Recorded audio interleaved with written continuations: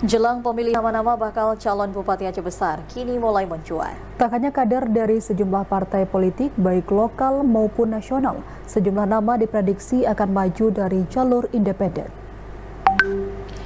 Meski belum resmi mendeklarasikan nama bakal calon yang akan diusung, namun sejumlah partai mengaku telah melirik sejumlah nama calon bupati maupun calon wakil bupati yang akan diusung pada Pilkada 2024. Tak hanya nama calon, sejumlah partai juga tengah menjajaki kemungkinan koalisi.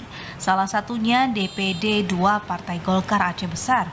Ketua DPD 2 Partai Golkar Aceh Besar Muhibbuddin Ucok mengatakan, selain internal partai, bakal calon yang diusung juga berasal dari eksternal partai yang dinilai memiliki elektabilitas cukup baik. Pihaknya masih menunggu keseriusan bakal calon sebelum menjalani survei yang akan dilakukan partai. Partai Golkar Aceh Besar juga masih menjajaki kemungkinan berkoalisi untuk dapat mengusung bakal calon Bupati Aceh Besar. Kondisi ini menyusul raihan Partai Golkar pada pemilu legislatif yang hanya 2 kursi. Kita harus berkoalisi dengan beberapa partai karena syarat mengusung harus mempunyai 6 kursi. Tentunya harus ada 4 kursi lagi yang koalisi sama kita. Kemudian kita bisa meminta siapa yang serius untuk bisa kita calonkan, baik kepala daerah maupun wakil kepala daerah, melihat kader-kader juga dari partai lain. Tapi paling tidak kita bisa berkontribusi mungkin untuk wakil kepala daerah.